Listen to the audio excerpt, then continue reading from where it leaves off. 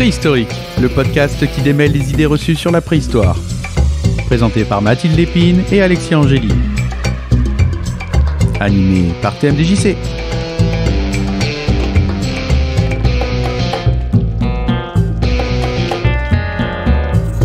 Amis auditeurs, auditrices, bonjour et bienvenue dans l'univers fantastique de Préhistorique Travel. Je suis TMDJC et je suis, comme à l'accoutumée, entouré de la fine équipe du podcast, à savoir Mathilde, bonjour. Bonjour. Comment vas-tu ? Ça va très bien, merci. C'est bien parce qu'en fait c'est une émission qui est enregistrée vraiment en live, c'est-à-dire qu'on se voit les uns les autres. Moi il y a beaucoup de choses que je fais à distance et c'est quand même vraiment agréable de pouvoir enregistrer en présentiel. Bah tu es littéralement entouré là du coup. Là, physiquement complètement. Je suis également entouré par la fantastique Lexi. Lexi, bonjour. Bonjour TMDJC, comment tu vas ? Ça va très très bien, merci, et toi ? Bah ça va super bien, j'ai mangé un bon petit déjeuner et là je suis d'attaque pour enregistrer ce podcast. Pas petit déjeuner que nous avons partagé tous ensemble. Je crois qu'au moment de l'enregistrement, nous sommes toujours au mois de janvier. J'ai le droit de vous souhaiter une bonne année du coup ? Mais oui, tout à fait, mais on te souhaite aussi une bonne année, une bonne année à tous nos auditeurs et auditrices. Mais oui. Également. Bonne année tout le monde. Et puis peut-être on peut en profiter pour vous remercier parce qu'on consultait avant d'enregistrer les chiffres du podcast. Vous êtes fantastiques les gens, vraiment. Merci beaucoup. Merci de nous suivre toujours plus nombreuses et plus nombreux. Et écoutez, on va continuer à essayer d'être à la hauteur de nos prétentions et de vos attentes. Et on se dirige vers un sujet aujourd'hui qui risque encore de faire parler. Décidément, vous aimez bien les sujets qui sont un peu polémiques. Qui veut faire l'entrée en matière ? Qui veut dire pourquoi est-ce qu'on a choisi ce sujet ? Alors, c'est un sujet dont nous parlons depuis très longtemps avec Mathilde en off, qui est lié à beaucoup de vulgarisation qui a été faite autour. Vous avez vu comment je mets le suspense en ne nommant pas encore le sujet. J'aime beaucoup. Ouais, je la fais à l'envers aujourd'hui. et c'est vrai que c'est un sujet dont vous avez entendu parler, amis auditeurs et auditrices, mais vous allez certainement être étonnés de voir la réalité scientifique qui se cache derrière, et nous allons parler des femmes chasseuses à la préhistoire. Alors moi, quand vous m'avez soumis le sujet, alors on avait déjà eu l'occasion d'en parler entre nous avant. Moi, ce sujet, je l'ai découvert il y a quelques années via un ouvrage dont on va certainement parler aujourd'hui, qui fait que je me suis dit c'est cool. En fait, c'était un petit peu moins genré que ce que je croyais dans la préhistoire. Alors là, tout de suite, la question que j'ai envie de vous lancer pêle-mêle, c'est pourquoi vous avez choisi ce sujet. Là, tu me disais, on en parlait en off, mais est-ce que ça vaut le coup de faire vraiment un podcast sur le sujet ? Alors oui, je pense même que c'est essentiel. En fait, c'est un sujet qui est épineux et politique, bien évidemment, puisque la question des femmes chasseuses à la préhistoire renvoie directement aux questions de la division genrée et sexuée du travail dans nos sociétés actuelles. Puisque voilà, actuellement, on va pas se mentir, il existe une division genrée du travail. C'est d'ailleurs l'un des grands combats, à juste titre, je pense, du féminisme, que de faire tomber cette division.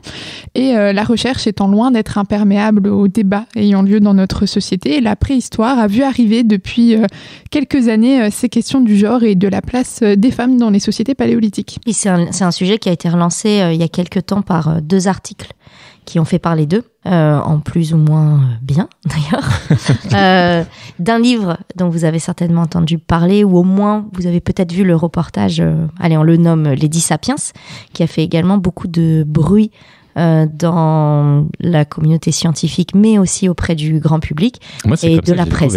Ouais. Moi, je l'ai découvert comme ça, via notamment certains youtubeurs et youtubeuses qui ont relayé pas mal d'informations, et du coup, le bouquin m'a vraiment intéressé parce que il était très très bien présenté.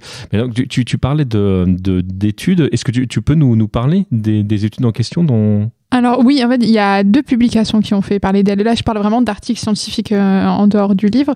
Il y a une première qui a été publiée en 2020 par Randall Haas et d'autres membres de la communauté scientifique, qui s'appelle Female Hunter of the Early Americas, et qui en fait rapporte la découverte d'un site où ils auraient découvert une sépulture datant à peu près 9000 ans avant notre ère, et ce serait une femme qui serait enterrée avec tout un arsenal d'outils et d'armes pour la chasse. et des analyses. Voilà, ils ont fait des analyses ostéologiques, mais également protéomiques. Ils ont trouvé que l'individu était de sexe féminin, ce qui pour eux du coup prouve que des femmes chassées durant la préhistoire, mais pouvaient aussi occuper un rôle prépondérant au sein de la société. Mais c'est un article voilà, qui a eu quand même pas mal de problèmes. Enfin, en tout cas, il n'est pas forcément... je vais peut-être laisser Alexia développer ce point-là, mais il y a eu plusieurs petits problèmes, en tout cas points négatifs dans cet article qui, d'un point de vue scientifique, n'est pas forcément le mieux. Juste avant qu'Alexia réponde, peut-être repréciser à nos auditeurs et auditrices que par rapport à ce que tu disais, là, comme on sait qu'il s'agissait d'un squelette féminin, et tu parlais du fait qu'on savait que la personne chassait, c'est pas seulement le fait qu'elle avait des outils de chasse ou des armes avec elle, c'est parce qu'effectivement, tu précisais que l'os travaille d'une certaine façon et c'est comme ça qu'on sait que... Alors, pour le coup, il n'y a pas eu d'analyse de marqueurs d'activité sur ce squelette-là. C'est vraiment exclusivement à partir des outils qui ont été retrouvés au sein de la sépulture. D'accord. Ce qui d'ailleurs, non, on ne sait pas, mais ce qui d'ailleurs est l'un des points négatifs de l'étude, en fait, c'est qu'il n'y a aucune étude tracéologique qui ont été réalisées sur ces objets. Et attention, en archéologie funéraire, ce n'est pas parce qu'on retrouve des objets dans la tombe d'un individu qu'ils ont été utilisés du vivant de l'individu. Ça, c'est un des points auxquels il faut faire très attention en archéologie funéraire, et même du point de vue du sexe de l'individu. Alors, ils ont fait des analyses ostéologiques en se partant du principe que comme les restes étaient plutôt graciles, ça devait appartenir à un individu féminin. On en a déjà discuté durant des derniers podcasts. Il faut faire attention avec ce genre d'idées. Et ils ont également fait des analyses protéomiques. En fait, ils ont analysé un gène. Alors, c'est l'amélogénine, qui est un gène qui code pour l'émail dentaire. Et en fait, il est présent à la fois sur le chromosome X et sur le chromosome Y, mais sous des formes différentes. D'accord. Donc là, a priori, c'était plutôt le chromosome X qui était mis en lumière. Voilà, mais une fois encore, ils ont obtenu une probabilité de 80%. Et avec ce type d'analyse, il faut au moins monter à 95% pour être sûr. Donc rien que la sexuation de l'individu, elle n'est pas considérée comme fiable. Oui, donc déjà, ça, c'est compliqué. Je profite pour rappeler à nos auditeurs et auditrices qui peuvent écouter. Alors, notre dernière émission, c'était hors série, mais celui d'avant, où justement, on parlait du fait que on peut très bien mettre dans une sépulture des choses qui n'ont strictement rien à voir avec le métier ou l'activité de l'individu, mais pour lui rendre hommage. Voilà. Oui, par exemple, au néolithique, ce n'est pas rare qu'on ait des sépultures de bébés vraiment d'immatures, mais des enfants vraiment en bas âge, avec des haches polies, par exemple. On se doute bien que le bébé de 6 mois n'a pas utilisé la hache de son vivant. Donc voilà, c'est pour ça que normalement, il faut faire des études tracéologiques, donc qui consistent à étudier les traces et les marques d'utilisation sur les objets, pour savoir si l'objet déjà été utilisé du vivant ou non. Et après, attention, c'est pareil, il a peut-être été utilisé du vivant, mais pas par l'individu. Donc c'est pour ça qu'après, on essaie de faire des analyses statistiques à une échelle plus globale, pour savoir est-ce que c'est une anomalie d'avoir ça dans cette sépulture pour ce sexe-là, ou est-ce qu'on retrouve d'autres occurrences. Ok, donc Alexia, on parlait donc des difficultés qu'il y avait sur cette étude. Qu'est-ce qu'on a d'autre ? Oui, d'ailleurs, il y a eu une analyse, ils ont tenté de faire une analyse statistique pour savoir si cette tombe c'était une anomalie ou si ça faisait partie plutôt d'un ensemble à l'échelle du continent. Et sur l'ensemble des tombes qui sont datées de la fin du Pléistocène et du début de l'Holocène, donc pour rappel, on est autour de moins 11 700 pour le début de l'Holocène, et on continue à regarder, ils ont pris des tombes autour de moins 8 000, moins 10 000. Sur l'ensemble donc de ces tombes, les auteurs ils en ont retenu 27 qui étaient sur 18 sites différents, pour lesquels les sexes ont été identifiés et pour lesquels des objets indiquant la pratique de la chasse y ont été retrouvés. Sur ces 27 individus, 11 seraient des femmes, soit presque la moitié. D'après donc les calculs des auteurs, cela donnerait une estimation que les femmes participaient à la chasse à hauteur de 30 à 50%. Seulement, quand on regarde avec attention sur ces 27 individus identifiés, au-delà du fait que 27 déjà c'est très peu pour faire des statistiques, quand on regarde vraiment les données fiables sur ces individus, c'est-à-dire ceux qui ne sont pas immatures, ceux où on a un sexe qui est clair et déterminé, donc à plus de 95%, on tombe à 3 individus, et encore dans ces 3 individus, c'est en regardant les immatures. Il y a deux immatures sur les 3 individus, et le dernier individu, en fait, c'est l'individu découvert en question dont on parlait l'article.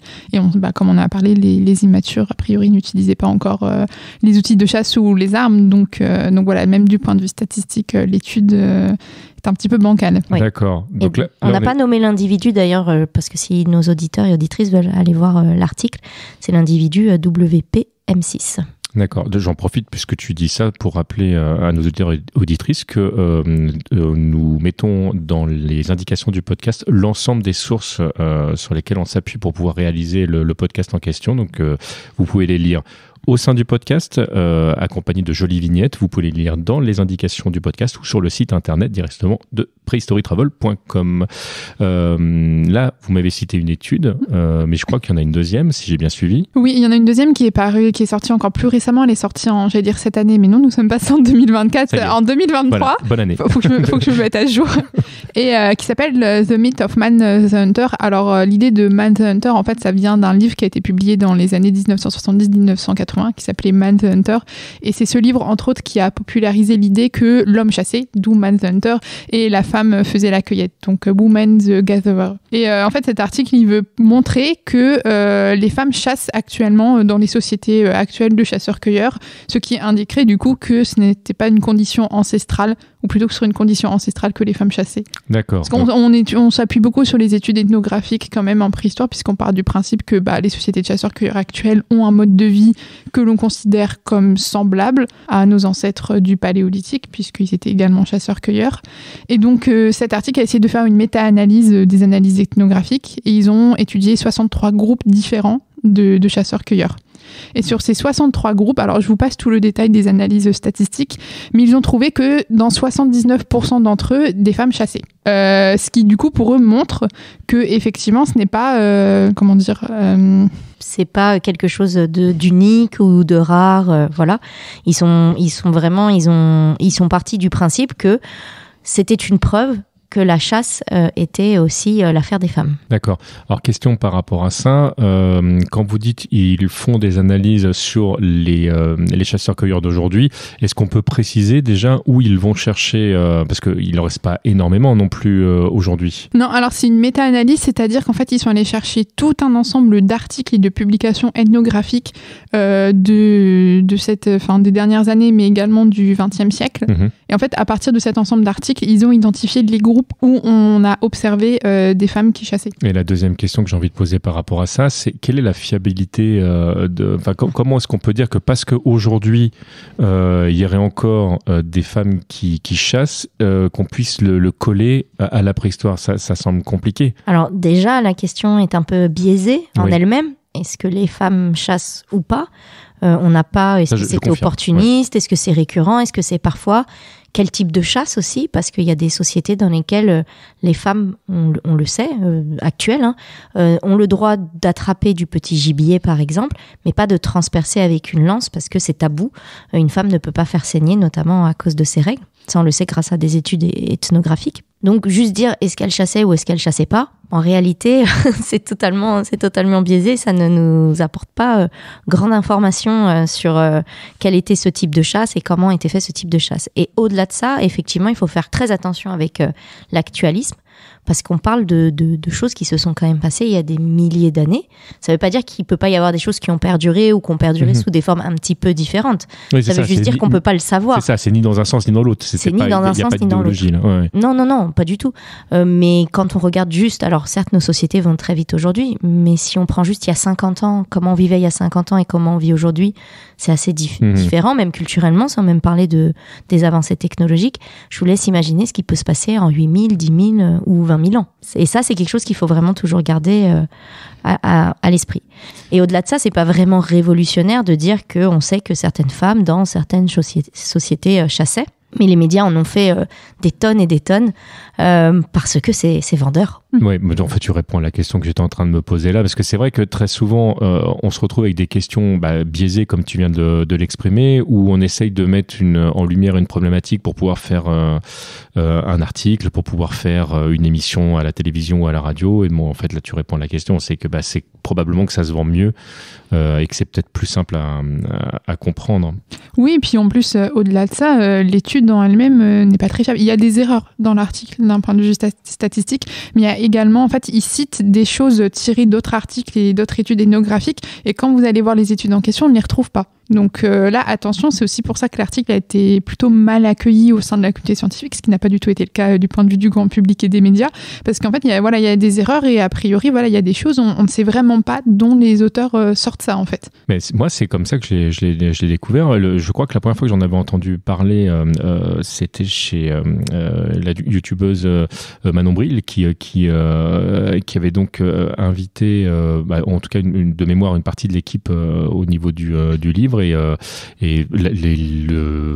l'émission était super intéressante, et moi je m'étais dit génial, et avant d'en discuter avec vous, je n'étais même pas au courant que ça été sujet à polémique, et là ça me soulève plusieurs questions, et la première question évidente que j'ai envie de vous poser, parce que maintenant qu'on a ce sujet polémique mais qu'il est là, qu'est-ce qu'on en fait, et du coup, est-ce qu'il y avait des femmes chasseuses durant la préhistoire ou pas? Enfin, est-ce que ça existe? Alors, ça serait étrange de se dire que les femmes n'ont pas du tout chassé à la préhistoire déjà. Il n'y a pas d'explication pourquoi elles ne l'auraient pas fait, même si on veut faire de l'actualisme, même si c'est dangereux.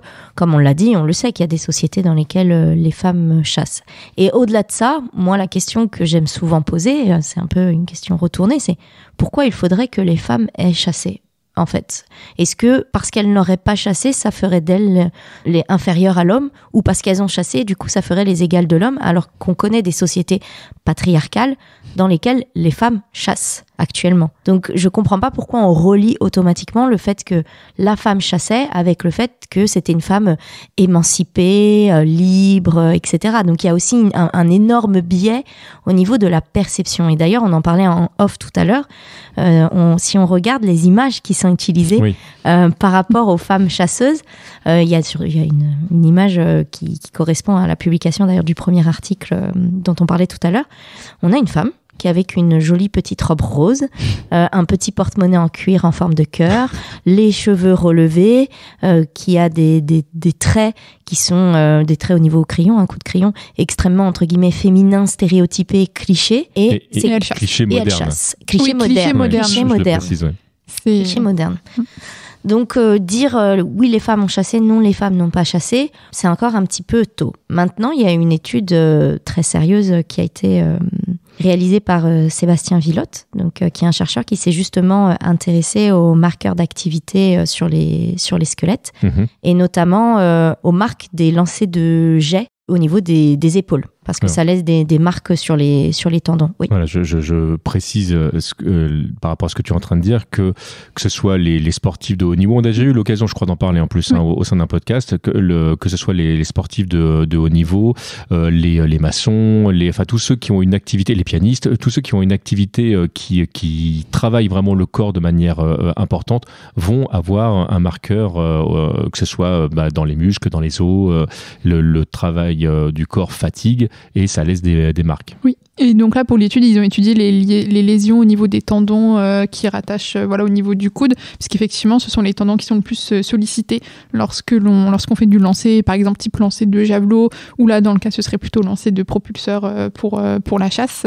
Et Sébastien Villotte a comparé 3 populations différentes, donc une population préhistorique, une population pré-industrielle et une population d'Europe moderne. Et ce qu'on observe, c'est qu'il y a une tendance à ce qu'on appelle une épicondylite latérale du coude. Donc en français, ça veut dire qu'on a une usure du tendon du côté latéral, donc du côté extérieur du corps, sauf chez les individus masculins préhistoriques qui, eux, ont une usure du tendon plutôt vers l'intérieur. Et ça, c'est typique de ce qu'on peut observer dans les sociétés actuelles de chasseurs-cueilleurs, de lancer, de saguer avec du propulseur, avec un propulseur, par exemple. Donc, a priori, dans cette population préhistorique, c'était les hommes qui lançaient de façon préférentielle, lancer de jets, etc., mais pas les femmes, puisqu'il ne l'a pas observé chez les femmes. Après, attention, ça ne veut pas dire que les femmes ne chassaient pas avec une arme différente, par exemple, ou de façon différente, ou qu'elles ne participaient pas à la chasse. Les femmes pouvaient participer aux chasses collectives, par exemple, pour le rabattage des animaux, ou une fois que la proie a été tuée, pour tout ce qui était dépeçage, etc. Mais juste là, c'est la seule preuve archéologique solide que l'on a d'une probable division sexuée du travail, en tout cas pour la chasse. En fait, pour trouver des preuves archéologiques au niveau de la chasse, ça reste quelque chose qui est assez compliqué. On peut effectivement avoir le matériel retrouvé dont parlait Mathilde, mais comme elle l'a très bien dit, ça ne veut pas dire parce qu'on a du matériel type chasse dans une sépulture que ça indiquait que ça a été utilisé pour la chasse et encore moins par l'individu pour la chasse. On a effectivement ces études des marqueurs d'activité et là on peut faire des comparaisons notamment avec les sportifs de haut niveau, mais ça reste des choses qui sont un petit peu compliquées encore à étudier sur les squelettes. On les connaît pas encore très bien tous ces marqueurs d'activité et ce sont des choses qui sont à l'étude. Les analogies ethnographiques dont on parlait, mais attention avec l'actualisme. Les représentations artistiques qui peuvent aussi éventuellement nous indiquer des choses, mais bon, parfois elles sont assez stylisées, donc c'est soumis à interprétation. Et soumis à d'éventuels billets en plus. Oui, à d'éventuels billets, parce que parfois on a vu passer des choses. Enfin, je sais pas si vous voyez un petit peu les petites figurines féminines qu'on appelle Vénus en préhistoire. Alors pour certains, c'était des représentations stéréotypées, limite pornographiques de la femme, et que du coup forcément ça avait été fabriqué par des hommes. Enfin voilà, donc attention aussi aux représentations artistiques. Il y a beaucoup de billets qui circulent par rapport à ces objets. Rien que l'appellation, Vénus. Vénus, oui. Non, mais ce que vous me dites, en fait, m'interpelle dans le sens où, là, moi, je revois tout doucement, durant mon existence, le nombre de fois où je suis rentré dans un musée où il y avait quelqu'un qui expliquait les œuvres qu'on voyait, et les billets, ils sont constants, en fait. On n'arrête pas d'entendre des gens qui expliquent pourquoi, enfin, qui donnent un pourquoi, là où parfois on n'a pas de pourquoi, et en fait, je me rends compte que on est quelque part aussi baladé comme ça. Et là, moi, de ce que vous êtes en train de me dire, et pour revenir au sujet de départ qui était donc ces études-là, vous avez parlé tout à l'heure de Lady Sapiens. Je crois que c'est toi, Mathilde, qui a évoqué. Alors, qu'en est-il pour le cas de Lady Sapiens? Est-ce parce que c'est ça dont on parle aujourd'hui quelque part, c'est ça qui fait un peu polémique. Est-ce qu'on sait si oui ou non elle chassait réellement? Est-ce que c'est un effet de style pour le documentaire / livre? Alors, ce documentaire et ce livre, c'est une belle histoire, très bien romancée, mais c'est pas très scientifique. C'est un livre qui a fait énormément de débats au sein de la communauté scientifique, qui a été rejeté principalement par les chercheurs, même si malheureusement il a eu beaucoup d'écho auprès du grand public et des médias, mais c'est clairement un ouvrage où il n'y a absolument aucune neutralité scientifique. Clairement, il y a un projet dans ce livre, ils veulent porter un message, c'est celui de montrer une femme du Paléolithique, comme disait Alexia tout à l'heure, qui est émancipée, libérée, qui contrôle sa sexualité, qui est puissante, etc. Mais les arguments scientifiques sont mal utilisés, voire carrément inexistants. Disons que par exemple l'étude dont on parlait tout à l'heure de Sébastien Villotte n'est absolument pas abordée dans le livre. En fait, tous les moindres preuves scientifiques qui pourraient suggérer que non, il y avait une domination masculine ou qu'il y avait bien une division du travail ont été complètement écartées, passées sous silence ou déformées. Même certains chercheurs, dont Sébastien Villotte, s'est vu déformer ses propos d'une façon que je trouve absolument inadmissible. C'est comme ça que je l'ai découvert. Moi, je ne le connaissais pas avant ce livre. Il a fait beaucoup parler de lui en bien, mais vraiment pas non plus... Vraiment, je laisse peut-être... Alexia connaît mieux ce qui s'est passé avec Sébastien Villotte parce qu'elle a pu le rencontrer, donc je la laisse peut-être en parler. Oui, alors il en avait parlé assez ouvertement, alors qu'il y a la SAP qui s'appelle la Société d'anthropologie de Paris, pour lequel il avait fait en c'était 2023 l'année dernière, donc ça devait être en 2022, ou c'était peut-être 2023. C'était janvier 2023, ouais. Donc vous pouvez certainement retrouver le résumé de sa communication sur le site de la Société d'anthropologie de Paris, où il allait justement aborder les articles dont on avait parlé, et il posait la question justement de comment, quand on est chercheur, qu'on travaille sur des questions notamment comme ça qui sont entre guillemets assez à la mode, on peut faire attention que nos propos ne soient pas réutilisés. Et il expliquait que, et c'est arrivé plusieurs fois, pas qu'à lui, parfois il y avait des interviews qui duraient 2-3 heures, puis les questions étaient posées d'une certaine manière pour au final pouvoir extraire juste des passages et dire vous voyez, il y a tel chercheur qui a dit telle chose.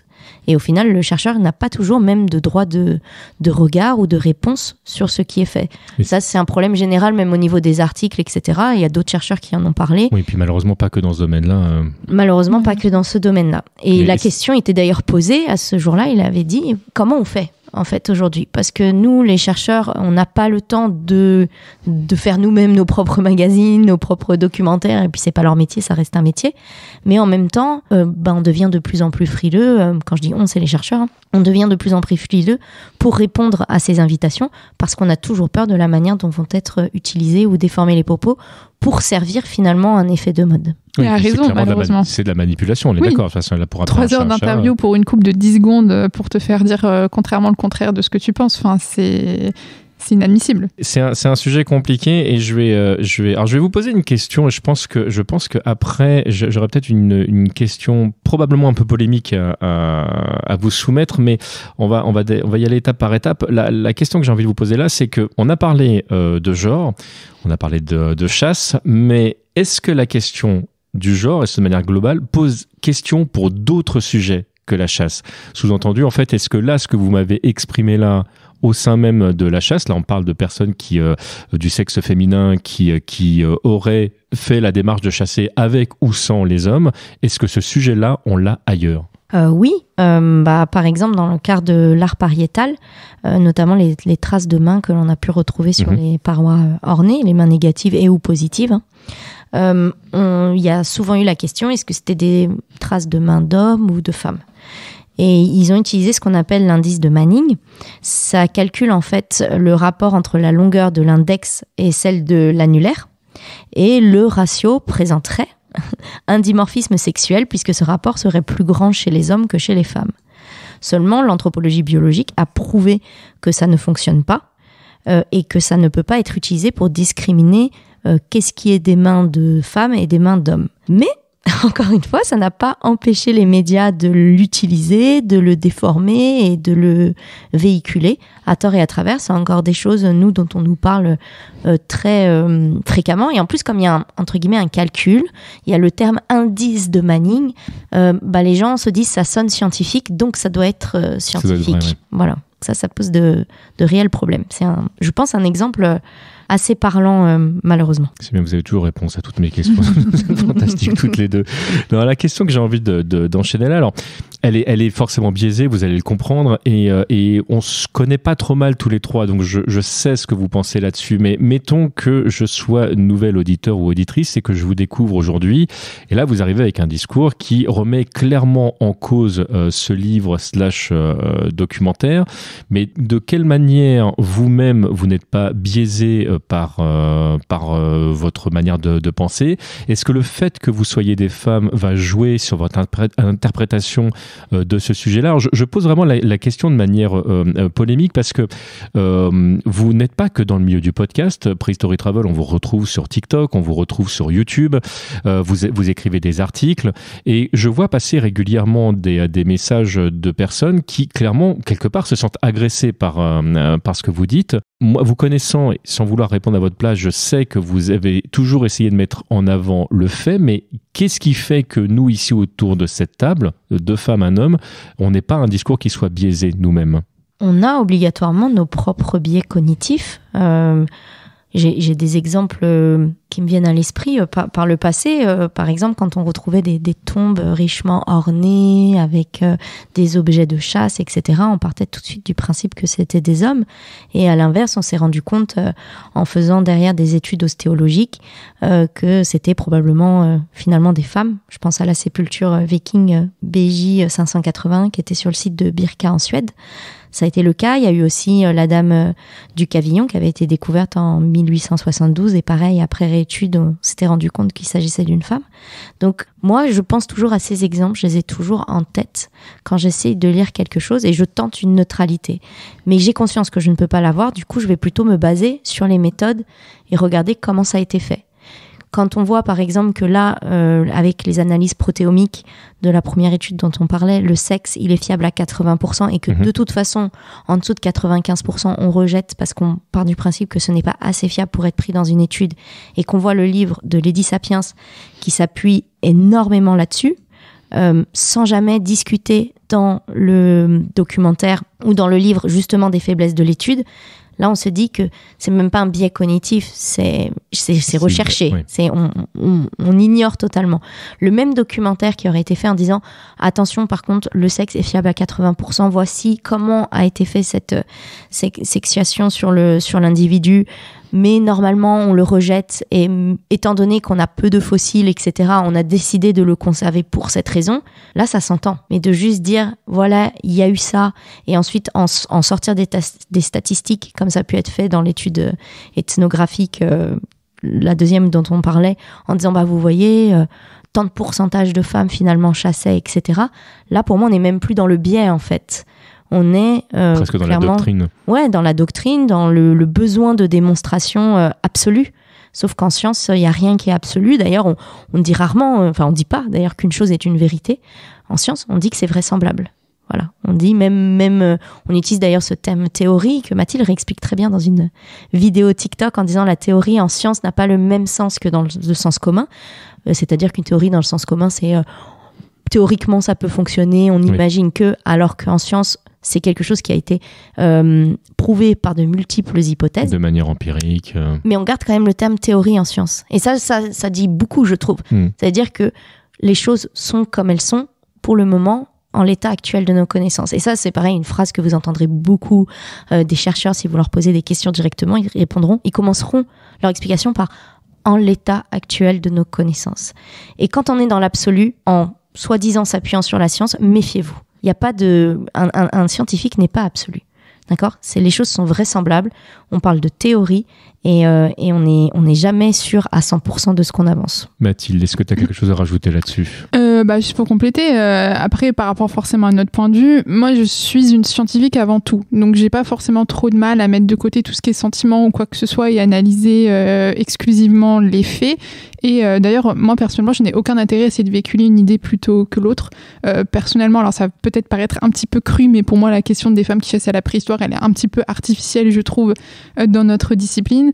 Déjà parce que le registre fossile est extrêmement parcellaire, donc y répondre c'est difficile. Et puis les organisations sociales, encore une fois, ça ne laisse pas de traces.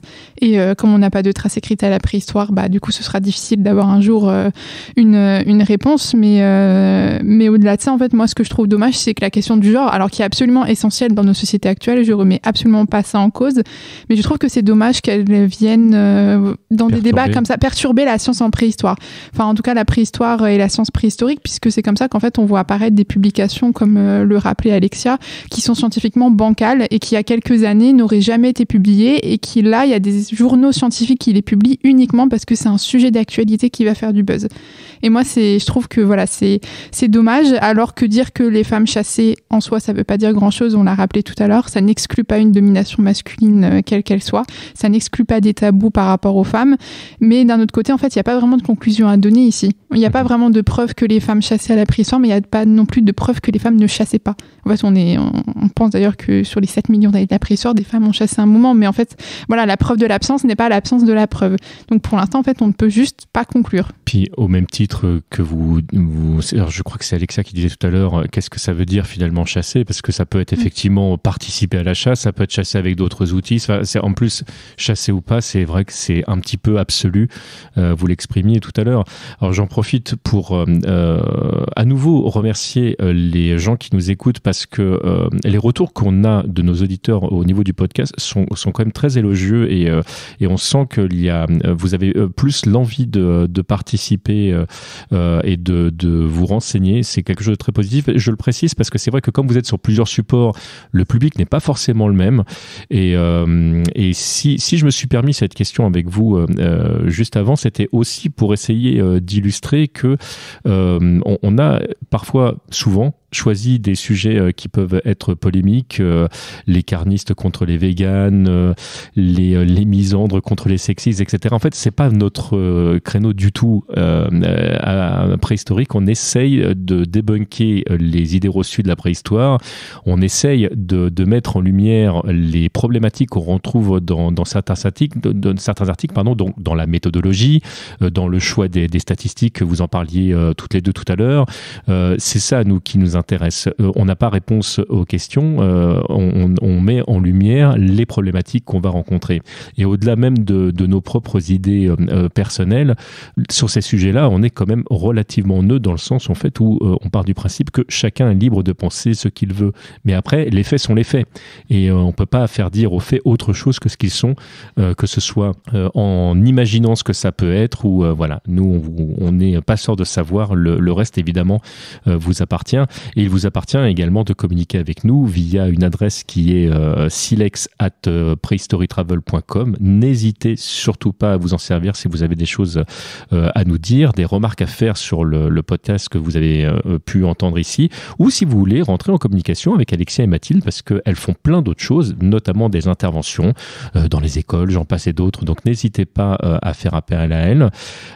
Mathilde, Alexia, une fois de plus, un énorme merci pour toutes vos lumières. Je ne sais pas s'il y a quelque chose que vous avez envie de rajouter spécifiquement sur ce sujet ou sur cette année qui se prépare, parce qu'il y a encore, il y a des choses qui ont été enregistrées, il y a beaucoup de choses qu'on prépare encore pour cette année. Je crois que ça va être très dense. Oui, il y a pas mal de surprises. Déjà, du point de vue des podcasts, il y a une surprise qui devrait arriver d'ici quelques semaines, peut-être quelques mois, on verra en fonction de... Quelques semaines, je suis en train de... Quelques semaines, voilà. Je laisse TMDJC donner le tempo. Voilà, je me mets en danger, mais je l'annonce. Voilà, on n'en dira pas plus, mais il va y avoir une surprise de ce point de vue-là, du point de vue des vidéos. Et également, nous avons été en enregistrement hier, donc pour un tout nouveau format de vidéo, des conférences aussi qui arrivent. On a été contactés par plusieurs personnes pour des conférences dans des universités notamment. Et puis, vous pourrez nous retrouver aussi en ligne sur notre site internet. On va mettre en place des petites conférences, des petits lives. On ne sait pas encore exactement comment on va l'appeler, mais sur des sujets spécifiques. Le prochain sera sur la phylogénie. Nous sommes actuellement en train de préparer le cours, et si vous voulez y participer, eh bien vous pouvez vous rendre sur notre site internet prehistorytravel.com, vous abonner à notre newsletter. Alors newsletter qui va commencer à la fin de ce mois, et vous aurez toutes les informations, toutes les dates, les procédures pour vous inscrire si ça vous intéresse. Donc voilà, n'hésitez pas. Et puis bien sûr, fin mars, on a Podren. Ça, on peut le dire maintenant, c'est officiel. Voilà, on peut le dire, c'est officiel. Notre premier festival de podcast. On sera bien sûr accompagné par TMDJC. Donc, ce sera à Rennes le 30-31 mars. Si vous voulez nous rejoindre, vous êtes les bienvenus. Nous voir, vous êtes les bienvenus. On passera le dimanche après-midi. L'inscription est gratuite. Donc, n'hésitez pas à venir. Alors, juste de préférence, si jamais vous venez, c'est toujours bien de s'inscrire parce que ça permet aux gens qui gèrent tout ce qui est entrée, sécurité. Ça évite qu'il y ait tout simplement manque de place. Donc n'hésitez pas à vous inscrire sur le site de Podren, mais vous êtes tous et toutes les bienvenus. Nous, on sera très très très contents de vous voir. Il y aura même peut-être des trucs, on ne sait pas, j'en dis pas plus, mais voilà. En tout cas, venez nous voir. Un énorme merci une fois de plus de nous avoir écoutés. Retrouvez prehistorytravel.com évidemment sur le site de prehistorytravel.com. Ce néologisme est fantastique, mais surtout on existe également sur YouTube et sur TikTok, et puis voilà, on vous accueille évidemment sur PodCloud, notre fantastique plateforme, et on vous dit à très très bientôt. Des bisous les gens. À bientôt. À bientôt.